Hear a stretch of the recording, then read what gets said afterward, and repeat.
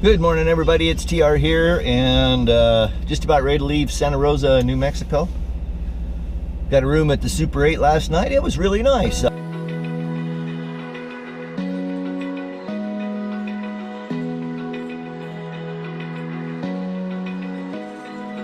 hadn't stayed at the Super 8 for a long time, but this one was okay. We're headed down to Alamogordo today to check out White Sands. I've been there a couple times. I really like the place, so we'll make a pass through there. And then it's back out on the road to make it on over to Tucson. Should be in there sometime late this afternoon. So let's get her in gear and let's get out of here.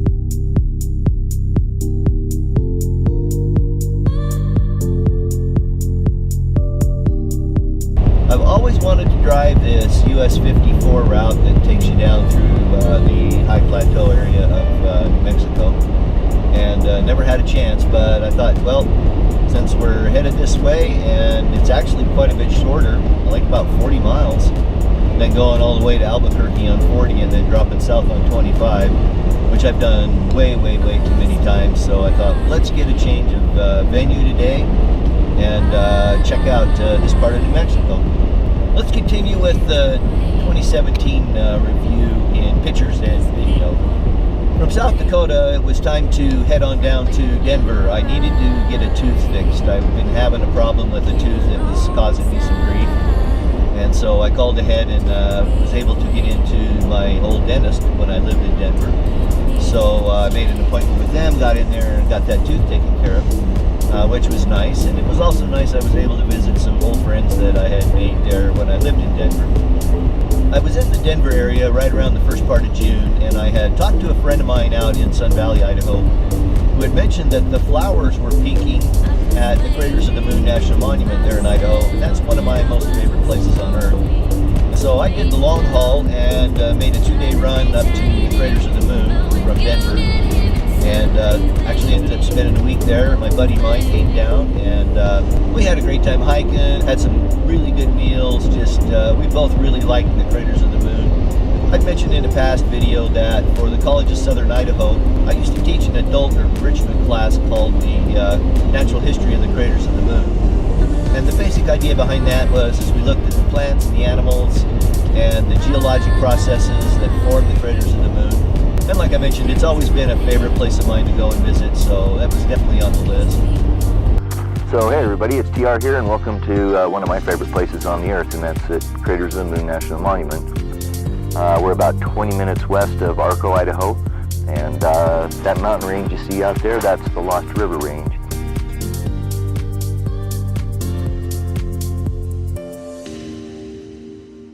The Craters area has some of the youngest lava on the face of the earth. Hawaii, of course, has some younger because, of course, it's actively erupting, and then St. Helens and several other volcanoes around the world that have erupted recently outside of St. Helens. This area has the youngest lava at around 2,000 years old.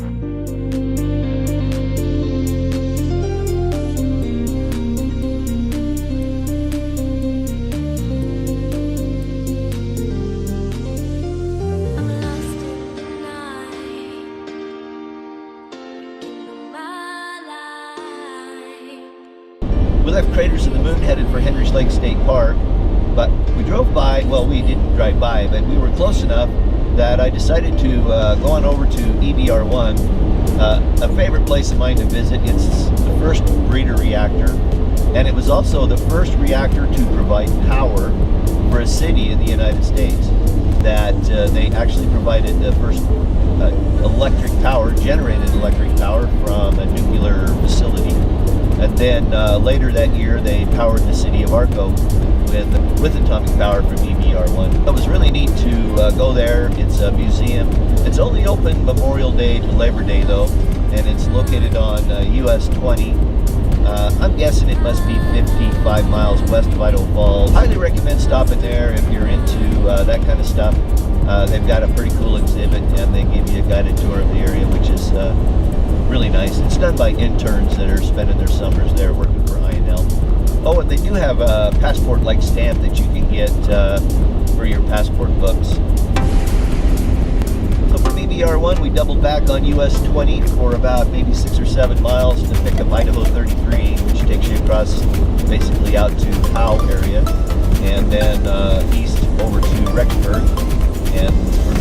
picked up US 20, which took me up to Heise Lake State Park, where I was planning on spending a couple weeks.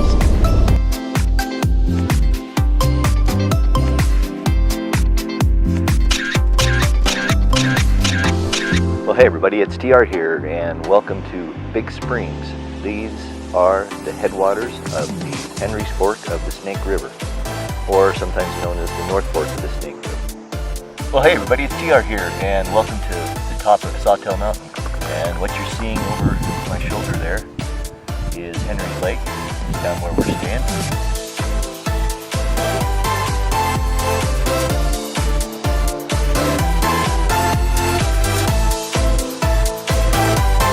The reason I like Henry's Lake State Park is because it serves as such a great base of operations for that part of northeast Idaho, and you're only 20 minutes from the west entrance to Yellowstone National Park. So that makes it really convenient because it's an easy day trip up into Yellowstone. Then I made a quick run down to Salt Lake City to pick up my friend Sally from New York City, who hadn't been to Yellowstone or Grand Teton Park for, I guess it was like 30 years, maybe 40. Probably 40 now that I think about it. So we spent 2 days kicking around the park. The first day we did what I like to think of as the South Loop. So we hit the geyser basins in the south end of Yellowstone and made it all the way over to Old Faithful and watched it erupt.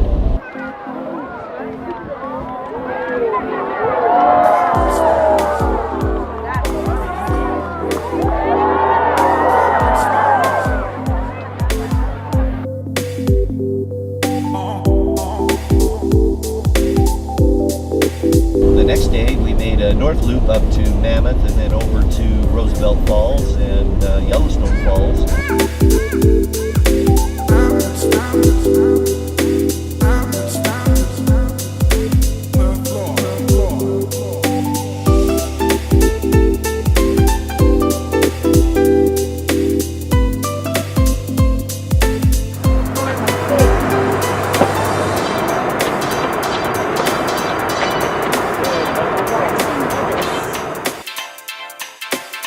Timed out perfectly that happened to be the 4th of July. We got back to West Yellowstone just as they were shooting off the fireworks. So that was pretty special to be able to sit there and catch the fireworks on our way back to Henry's Lake. The next day the plan was to go back into West Yellowstone, but it turned out that they were seal coating the highway and they were sending everybody through Ennis, which is about a 2.5-hour detour. So we elected to kick around the Henry's Lake area and ended up going out to Red Rocks. We ended up heading out over Red Rock Pass up towards Hellroaring Creek, which is the ultimate headwaters of the Missouri River. So in the same day, we got to see the headwaters of the Missouri River and the headwaters of the North Fork of the Snake River. So that was kind of a special day. Got to take some pretty interesting photos and just ended up heading out and doing some four-wheeling in my two-wheeler, but I do that a lot. I enjoy it. That's why I bought this car, is because I can get it off-road a little bit. From Henry's Lake, it was down to Heise Hot Springs to hang out with my friend Mark and his family. They have an annual camp out at Heise Hot Springs, which is a little swimming hole that's been there since the 1930s. There's natural hot springs there, so you can go soak your bones. We stayed over in the campground for, well, I stayed for 4 days. But on Friday, since we were so close, we motored on up to Grand Teton National Park and went all the way up to the Grand Teton Lodge. Say hey everybody.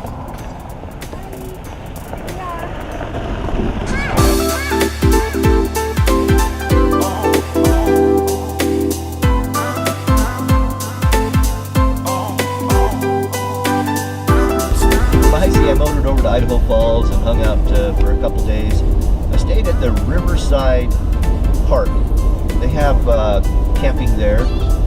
It's a little expensive because there's no hookups. It costs you, I think, $15 a night to stay there.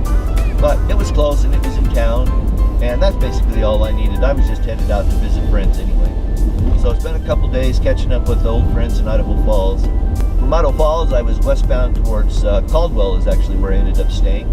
And I stayed over at Caldwell for a week, again visiting family and friends.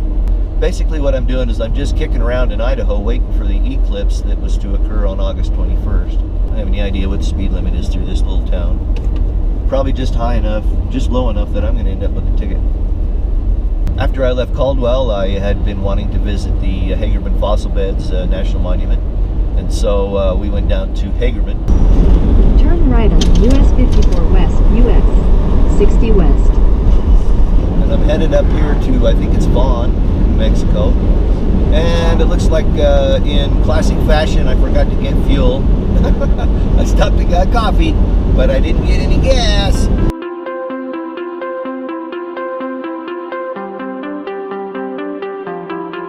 After I left Caldwell, I had been wanting to visit the Hagerman Fossil Beds National Monument. So hey everybody, it's TR here, and welcome to the Hagerman Fossil Bed National Monument. Of course, I think a lot of folks probably know about the history of the Oregon Trail, how it passed through southern Idaho here, and how they struggled to cross the Snake River in several places. This is the route that they took to climb the canyon walls in their wagons to get to the top, where they had a little bit easier of a route.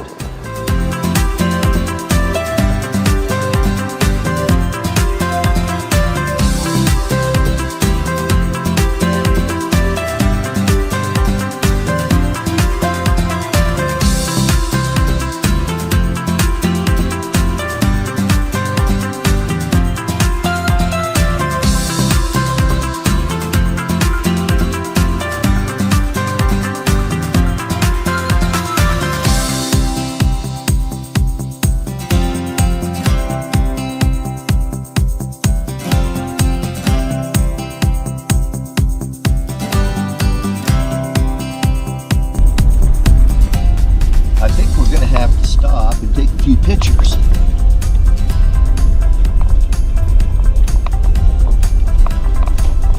We're gonna go explore for just a minute. It'll be midnight before we get to Tucson, but who cares?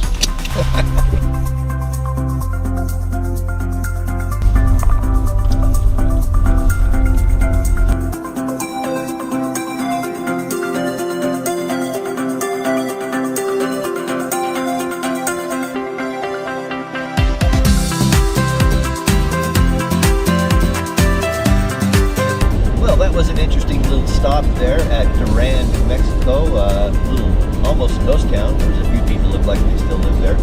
But what stopped me was the architecture. There was some amazing buildings I could see from the road. And so I thought, well, we better stop and get a few photos.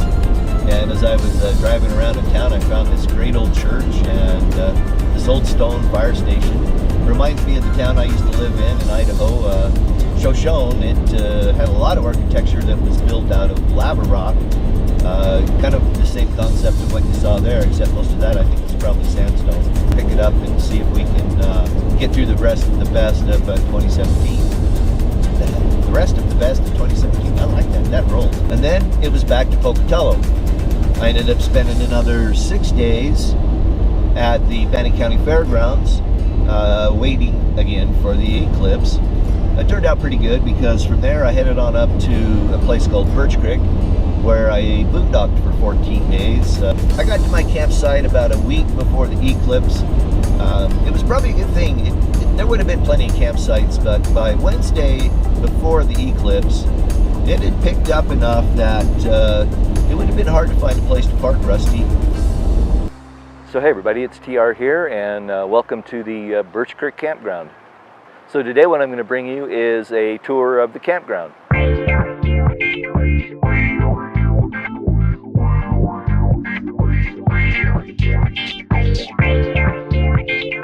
I've been camping at the Birch Creek Campground my entire life.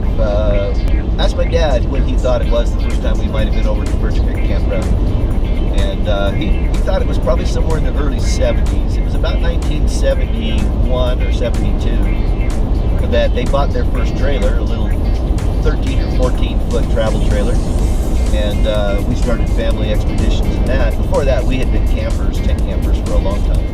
So I remember tent camping there, and then also going over there in my mom and dad's various trailers as they progressed up to a rather large fifth wheel towards the end of their camping days.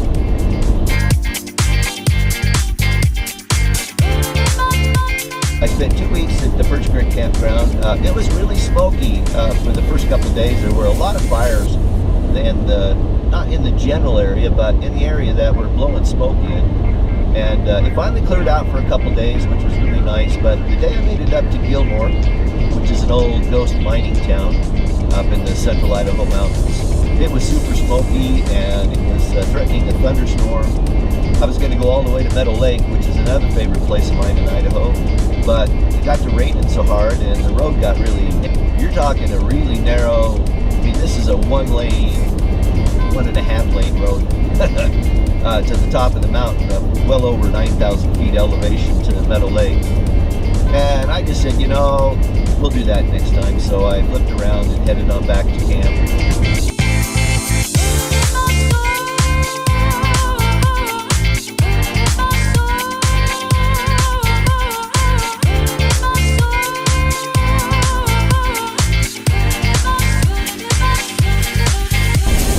I had a really pleasant surprise when my friend Tom Eckert came up, and he spent a couple days hanging with me and then had to go back and get his wife. It's like an oasis here because we're in the high desert, but this creek babbles nicely all day and all night. Yeah, the creek is sure nice, isn't it? And we've got high mountains on both sides, amazing view, great place to be, awaiting an eclipse. So she came up for the weekend of the eclipse, and then I also had my friends Tom and Chris from Sawtelle come up for the eclipse, and we just had a wonderful time. It was an amazing sight, and I highly recommend, if you haven't seen a full eclipse, to get out and see one. It's pretty special. So hey everybody, here we are on Eclipse Watch. We're about 15 minutes from the start of the partial. My friends Chris and Monica, hey everybody. And we're really looking forward to having a great day today. So stick around, we've got some footage of the eclipse coming up.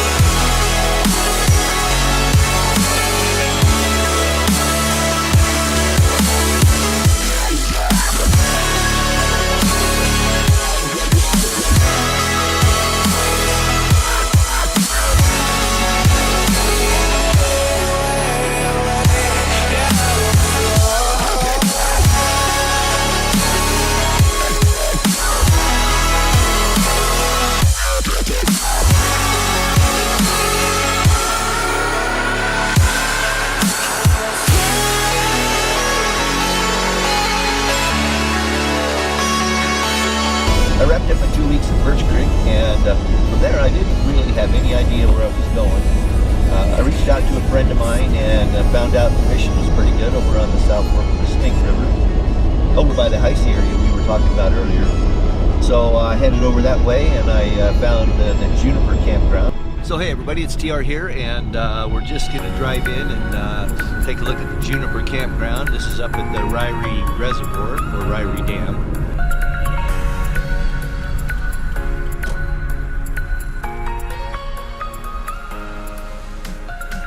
Hi, I'm actually in the campground. I keep forgetting to hang my sticker on the window. So hey everybody, welcome to Campground Tour Tuesday, episode 2. And today we're at the Juniper Campground. So that's the A loop, but we kind of have to backtrack and make a half a loop through the A loop to get over to the C loop, which is where we're staying. Both the A and B loops are reservable, but the C loop is first come, first served, and there is a 14-day stay limit at the park. There's Rusty the RV now here as we enter the C loop. I was parked in C3. And then if you go to the right, then you stay along the South Fork of the Snake River, and you get down in there, and there's many places where you can kind of get back on the river, get on a gravel bar, and do some fishing.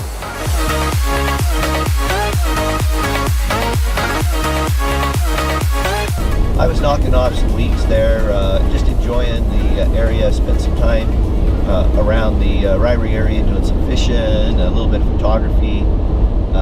Idaho Falls a couple times because I was only like 25 minutes from Idaho Falls to go have dinner with friends and just hang out in eastern Idaho again.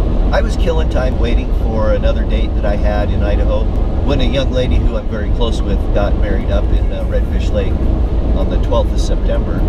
Today we're going to be visiting the Redfish Lake area campgrounds. So this is the Glacier View campground. It's one of 7 campgrounds here at Redfish Lake. It's named the Glacier View because it has a beautiful view of the glacier on Mount Hagerman here, there on the backside of Redfish Lake.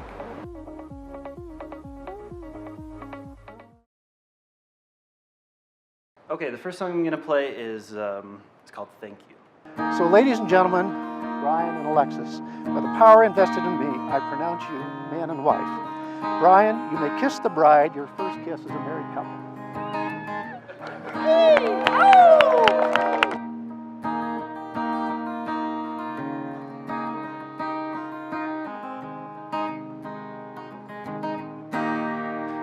If the sun refused to shine, I'd still be loving you. When mountains crumble to the sea, will there still be you and me? Kind woman, I give you my all. Kind woman, nothing more. Little drops of rain, whisper of the pain, tears of love's lost in the days gone by. My love is strong, for you there is no wrong. Together we go until we die.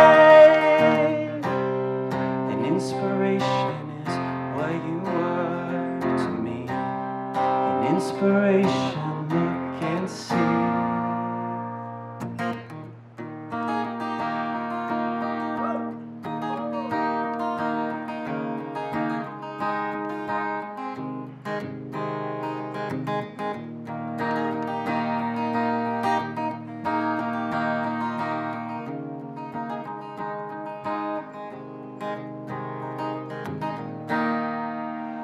So today, my world it smiles. Your hand in mine, we walk the miles. Thanks to you, it will be done for you. Hey, good morning everybody, it's TR here and we're just about ready to leave Redfish Lake. Redfish Lake, like Birch Creek, is a place I've been camping most of my life. It was really special to get back up there. I stayed at the Glacier View campground, and really I could have probably stayed at any one of the campgrounds. I made the cruise through and recorded campground tours of all the campgrounds there. Redfish Lake is in what's known as the Stanley Basin. It is surrounded by the Sawtelle Mountains. It's an absolutely beautiful place. It's on Idaho 75, and it's hard to get to. Just plan on taking some time to get there.